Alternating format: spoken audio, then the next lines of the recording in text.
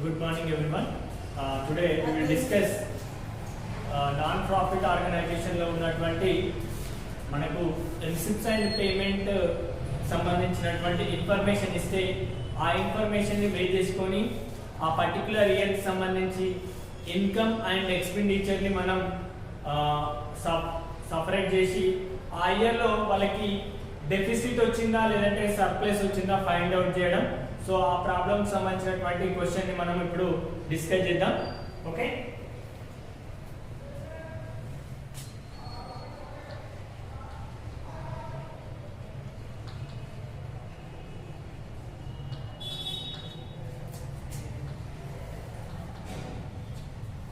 Run అవుతుందా camera? Camera run అవుతుందా?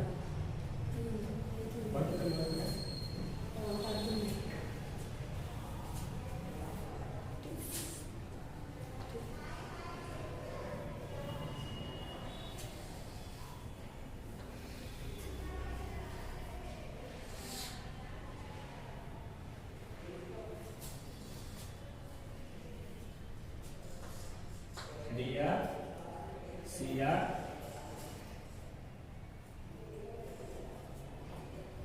receipts and payment account.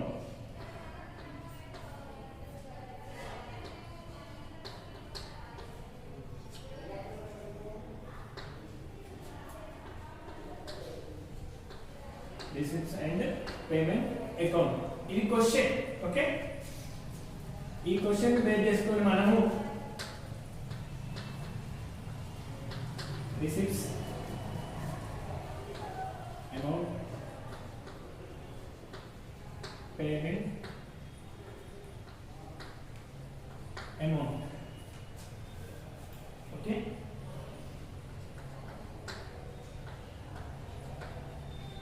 so balance 5,000. This is opening balance. Second one, donations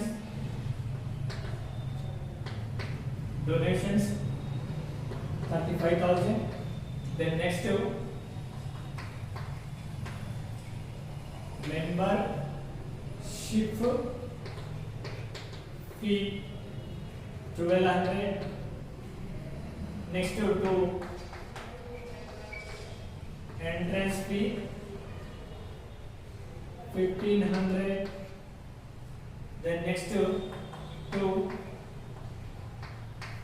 subscriptions 2018 and 19 1,400. Next to 2019 and 20 7,500. Next to 2020 and 21 1,000 rupees.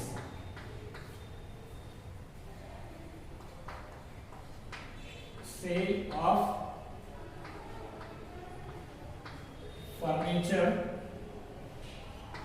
1,650. Book value 2,000. Finally, to interest on investment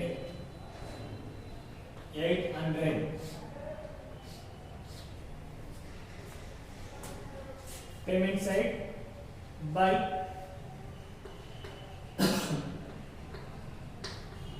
furniture 11,000. Then next rent 5,300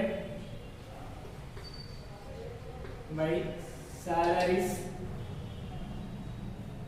5,800. Then next printing 2,200 by scholarships payment 3,000. Then next by newspapers 900 gold bonds, 8,000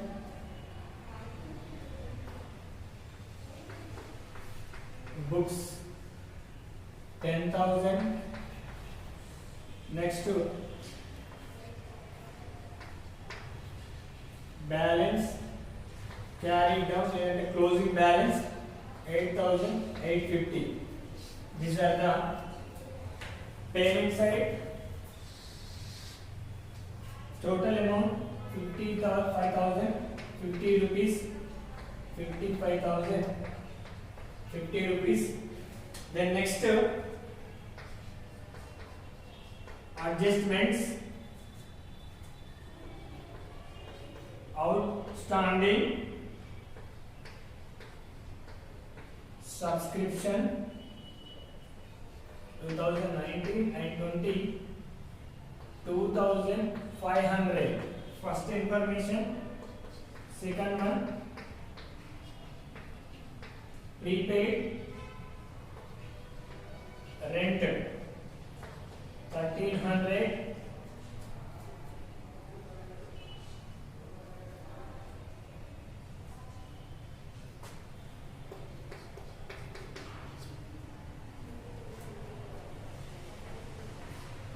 And 3, outstanding stationery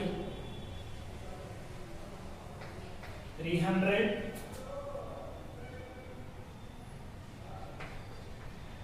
Cost of investment 1,000 rupees. Interest rate 10%. Finally, capitalize of donation. Okay, these are the information about the example 1.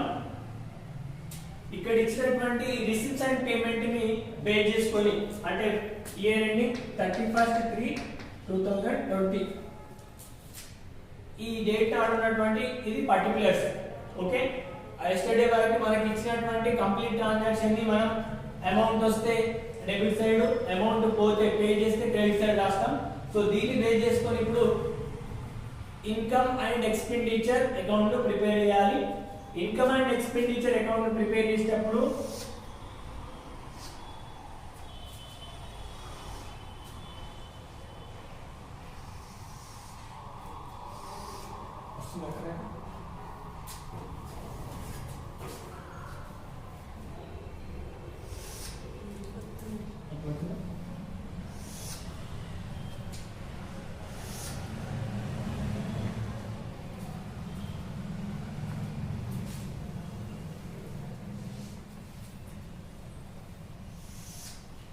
Right, ఈ income and expenditure prepare చేసేటప్పుడు కంపల్సరీగా follow కావాల్సింది ఏంటంటే nominal rule. Nominal rule ఏంటంటే expenditure losses are debited, అంటే debit side we should follow expenditure.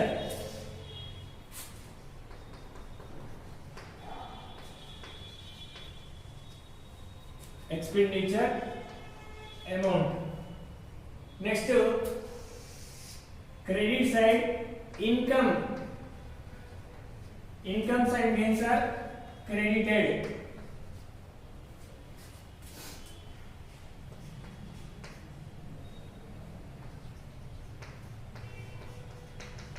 Income and expenditure account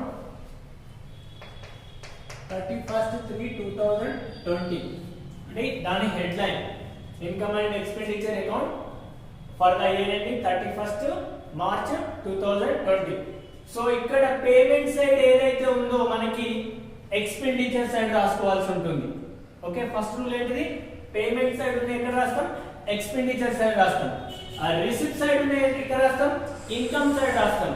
so ఇక్కడ మనం ఈ పేమెంట్ సైడ్ రాసినప్పుడు పేమెంట్ సైడ్ ఏమైనా అసెట్స్ కనిపించినప్పుడు అనుకోండి ఆ అసెట్స్ ని మనము రాయకూడదు. దెన్ నెక్స్ట్ రిసిప్ట్ సైడ్ ఏమైనా క్యాపిటలైజ్డ్ ఐటమ్స్ కనిపిస్తే వాటిని రాయకూడదు, మిగతా అంతా రాయొచ్చు. At the same time income and expenditure prepare చేసేటప్పుడు only year related to 31st March 2020 అంటే ఆ ఇయర్ కి సంబంధించిన పర్టికులర్ ఇయర్ కి సంబంధించిన ఇన్ఫర్మేషన్ మాత్రమే తీసుకోవాలి. రిమైనింగ్ ఫర్దర్ ఇయర్ కి సంబంధించినటువంటి ఇన్ఫర్మేషన్ ని మనం ఇగ్నోర్ చేసేయాలి, తీసుకోవద్దు. సో దానికి సంబంధించిన ఇన్ఫర్మేషన్ ఏదైతే ఉందో చూద్దాం. ఫర్నిచర్ పేమెంట్ సైడ్ ఉన్న ప్రతి ఐటమ్ మనకి ఎక్స్పెండిచర్ సైడ్ వస్తుంది. సో అందులో ఫస్ట్ ఉన్నది ఏంటంటే ఫర్నిచర్. సో ఫర్నిచర్ అనేది మనకి అసెట్. సో అసెట్స్ అనేటివి ఇన్కమ్ అండ్ ఎక్స్పెండిచర్ అకౌంట్ లోపల రావు. Okay, these are related to balance sheet item. So these are ignored. Next rent. Rent అంటే మంత్లీ పే చేస్తాం కాబట్టి ఇది ఒక ఎక్స్పెండిచర్. ఎక్స్పెండిచర్ మనం రాయాల్సింది debit side to rent. Rent amount ఎంత?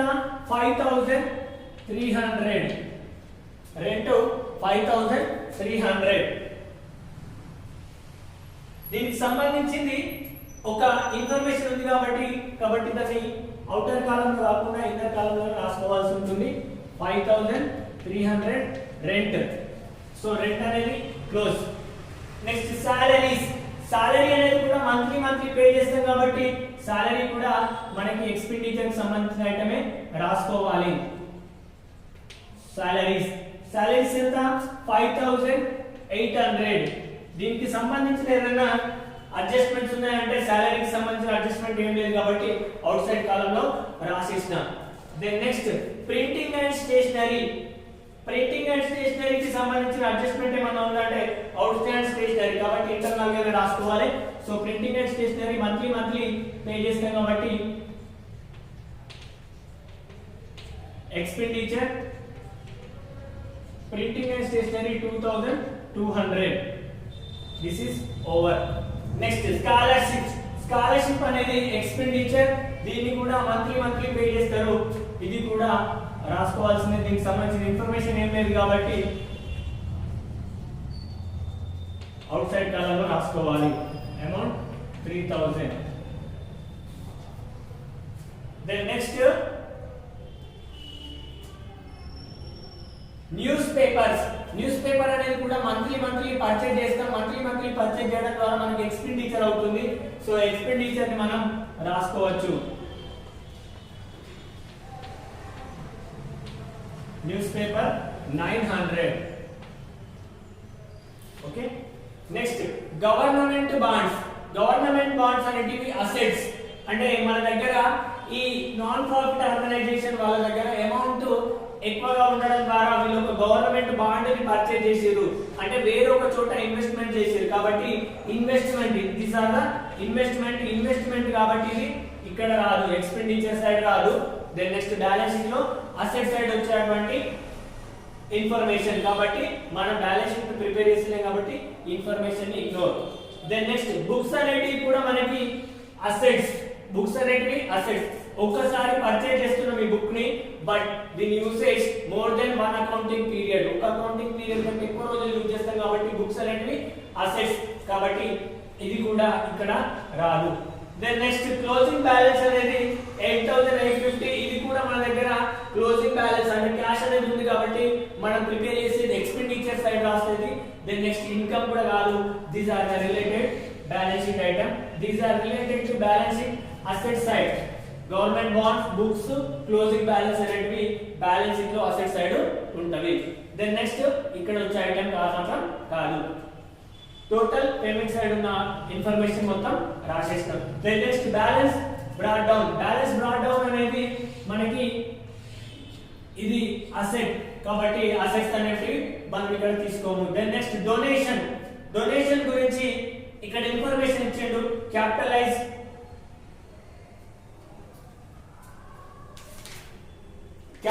the donation. Capitalize the total donation. Okay. అంటే ఈ డొనేషన్ 35,000 రూపీస్ కూడా మన బ్యాలెన్స్ షీట్ లో లయబిలిటీ సైడ్ వచ్చే అంశం. దీన్ని కూడా మనం తీసుకోవద్దు. ఇది సింగిల్ టైం లో వస్తుంది కాబట్టి ఇది మనకి ఇన్కమ్ గా ట్రీట్ కాదు. దెన్ నెక్స్ట్ మెంబర్షిప్ ఫీజ్ అనేది లిటిల్ అమౌంట్ కాబట్టి దీన్ని మనం ఇన్కమ్ గా ట్రీట్ చేసుకోవచ్చు by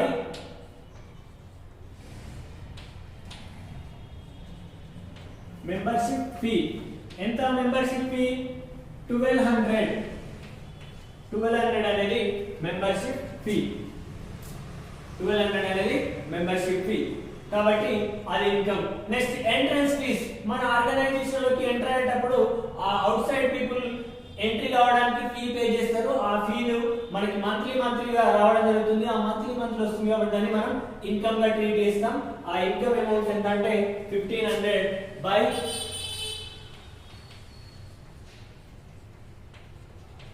entrance fees 1500. Entrance fees 1500. Next subscription related to previous year, present year, then next future year. 3 సంవత్సరాలకు సంబంధించినటువంటి సబ్స్క్రిప్షన్ ఇచ్చారు. Last year subscription last year ది 1400. మనం ప్రిపేర్ చేసేది 31st మార్చ్ 2020. అందులో 2020 అనే ఆప్షన్ లేదు కాబట్టి ప్రీవియస్ ఇయర్ 1400 రాసుకోవచ్చు. ఇది ప్రీవియస్ ఇయర్ ది. Then next present year 19 and 2000. This is the particular year 31st March 2020 subscription related to middle one this year by subscription.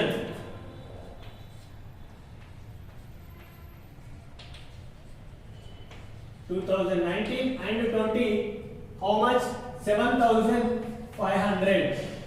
This one related to present year and also it is 2020 and 2021. ఇది future year amount కూడా మనం తీసుకోవద్దు.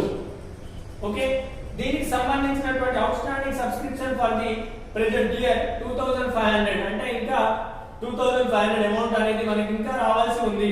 Out side నుంచి ఇంకా రావాల్సినటువంటి accrued income ఉంది కాబట్టి మనం దీనికి ప్లే చేయాలి. ఓకే, దీని రిలేటెడ్ కూడా కొంచెం గ్యాప్ తీసుకొని రాసుకోవాల్సింది. Next sale of furniture.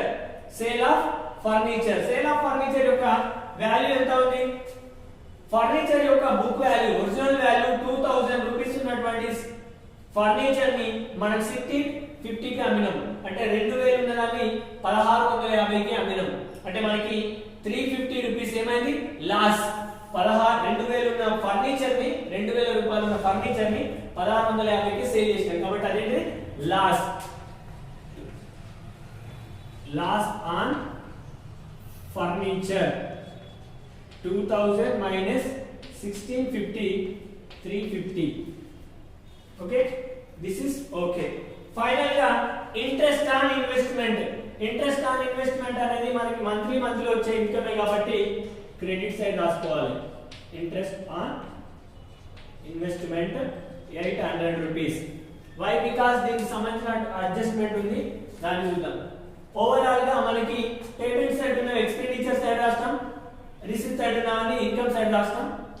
Final గా అడ్జస్ట్మెంట్ సంబంధించినటువంటి ఇన్ఫర్మేషన్ ని మనం ఇక్కడ రాయడం లేదు కాబట్టి రాయాల్సి ఉంది. అడ్జస్ట్మెంట్ లో ఫస్ట్ అడ్జస్ట్మెంట్ ఏంటి? Out standing subscription for the year 2019 and 20. అంటే ఈ 2019 and 20 ఇయర్ కి మనకి ఇంకా సబ్స్క్రిప్షన్ యాడ్ కావాల్సి ఉంది. అంటే ఇంకా రావాల్సినటువంటి సబ్స్క్రిప్షన్ అమౌంట్ 2500. అంటే ఓవరాల్ గా ఈ ఇయర్ యొక్క సబ్స్క్రిప్షన్ 10,000 రూపీస్. కాబట్టి this is the first one is clear. Then next second one prepaid rent. అంటే నెక్స్ట్ మంత్ కట్టాల్సిన రెంట్ ఈ మంత్ లోనే కట్టినాం, సో అలా కట్టకూడదు. It is the minus.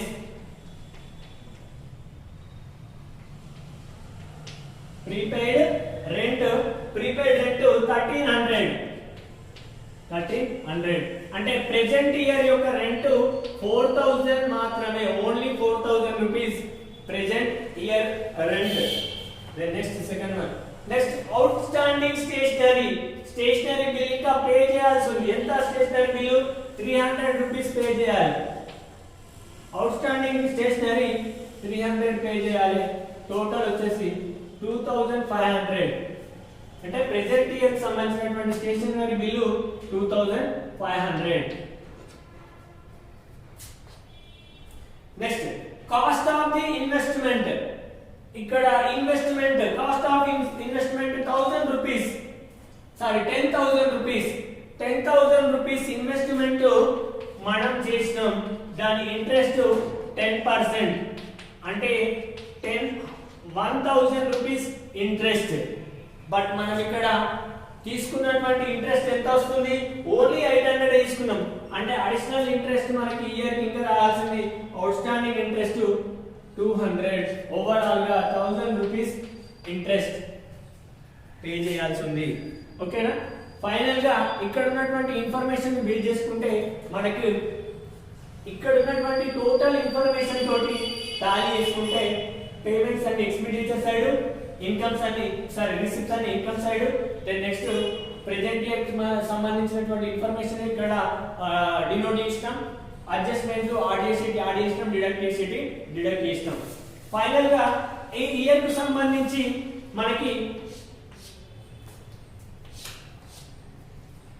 ఎంత ఇన్కమ్ ఎంత ఎక్స్పెండిచర్, అంటే ఈ ఇయర్ కి సంబంధించిన total expenditure total 4,000, 5,800, 2,500, 3,900, 350 total expenditure ఎంత.